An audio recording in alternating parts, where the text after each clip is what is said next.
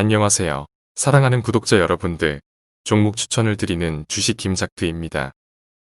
항상 영상 봐주셔서 감사드리며 구독자 여러분들께 최고의 수익을 낼 수 있도록 주식 김작두가 최고의 분석으로 영상 만들도록 하겠습니다.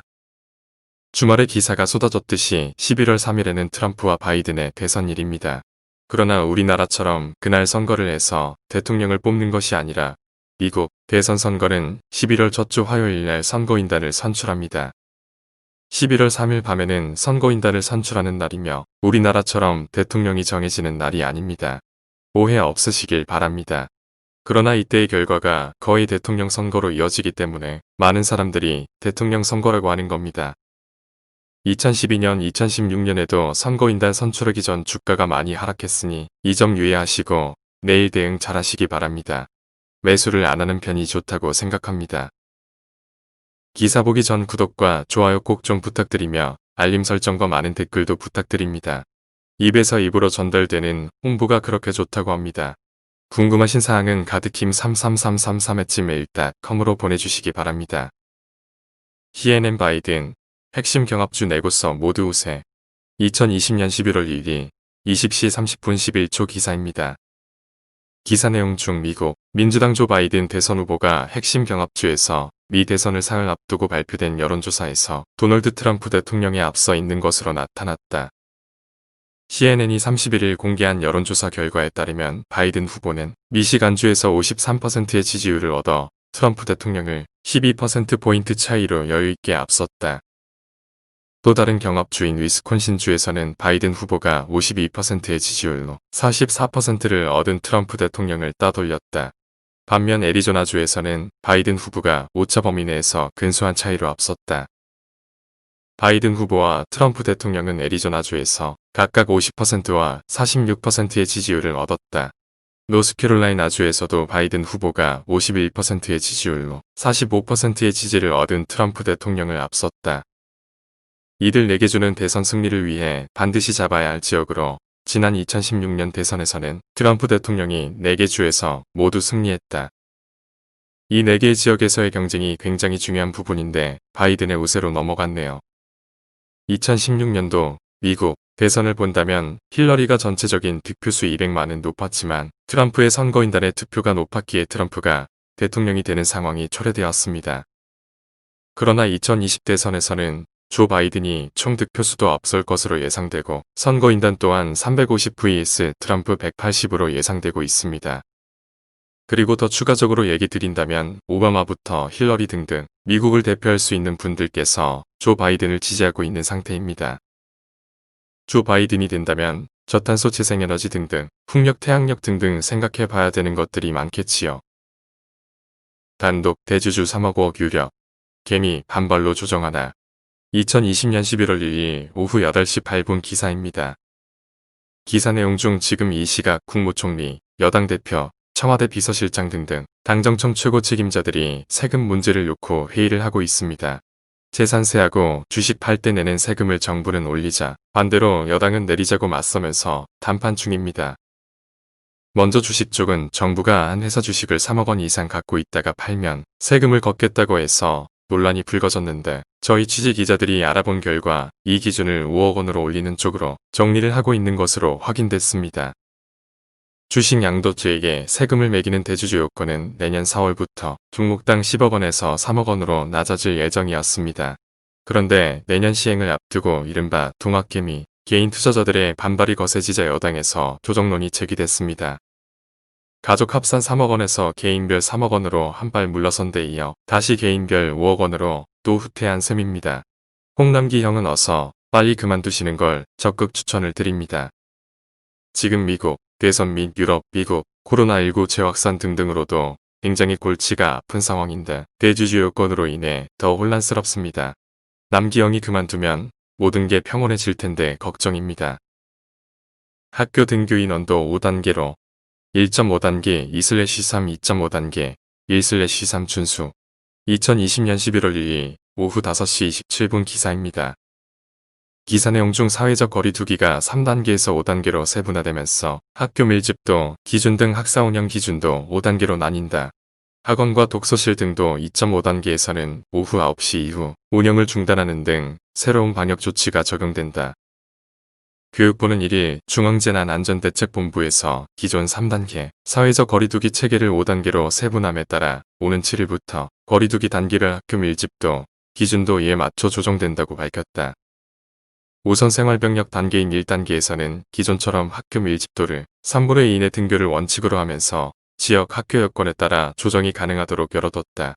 과대 과밀 학교는 3분의 2 이내 유지 권고도 같다.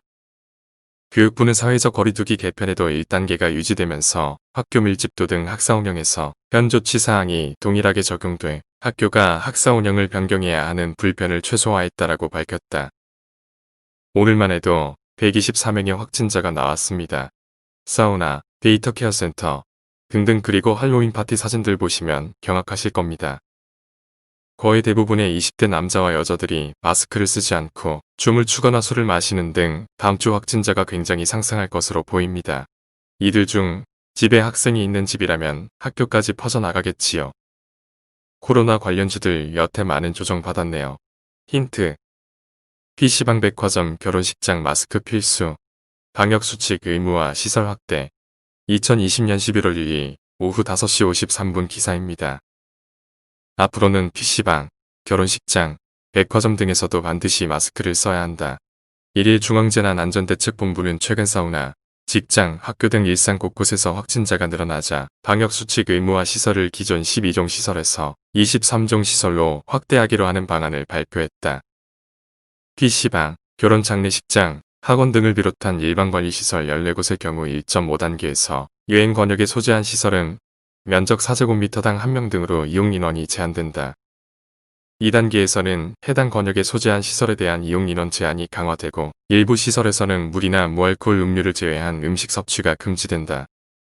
마스크 관련주들이 수출 제한 풀리고 나서 상승했지만 더 상승할 여력이 충분히 있습니다.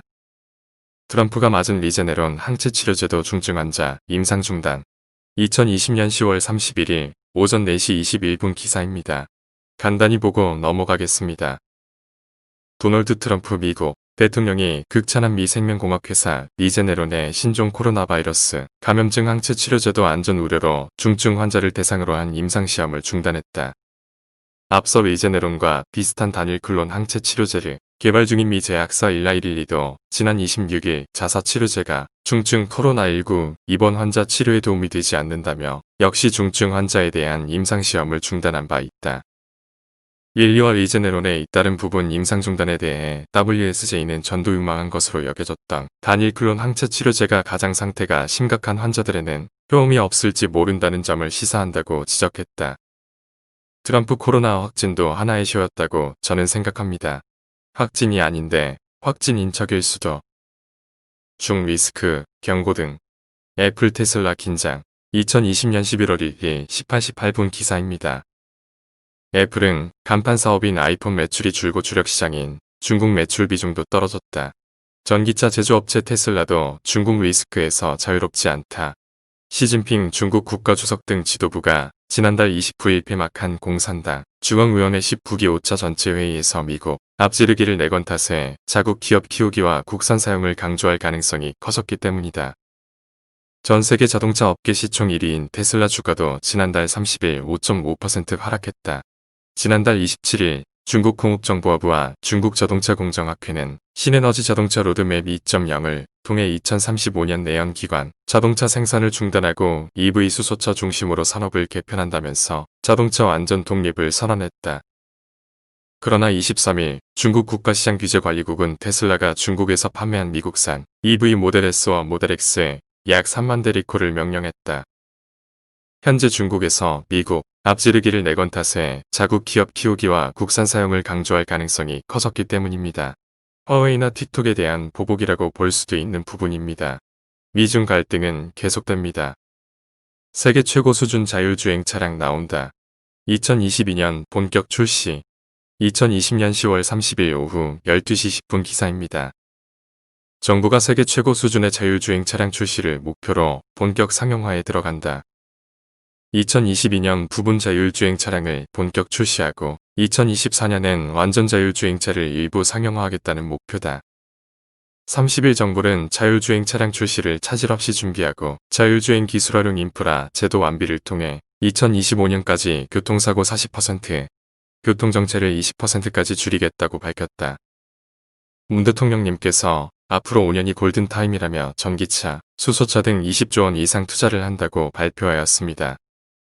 2025년까지 전기차 113만 대, 수소차 20만 대를 보급하겠다고 발표를 하면서 2027년 세계 최초로 레벨 4 수준의 자율주행차를 상용화하겠다고 설명했습니다. 그래서 30일 자율주행 관련주들 남성, 모바일 어플라이언스 등등 상승했지요.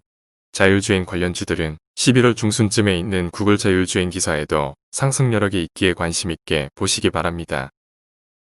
오늘은 기사만 전체적으로 읽어드리며 상황을 말씀드렸습니다.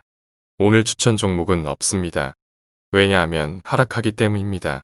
11월 4일까지는 매수를 안 하시는 쪽이 굉장히 좋습니다. 때로는 주식장을 바라만 보고 있어도 돈을 벌 수 있습니다. 하락장에는 항상 조심하시기 바랍니다. 오늘 영상은 여기까지입니다. 구독과 좋아요 꼭 좀 부탁드리며 알림 설정과 많은 댓글도 부탁드립니다. 궁금하신 사항은 가득힘33333@gmail.com으로 보내주시기 바랍니다. 항상 영상 봐주셔서 감사드리며 구독자 여러분들께 최고의 수익을 낼 수 있도록 주식 김작두가 최고의 분석으로 찾아뵙도록 하겠습니다.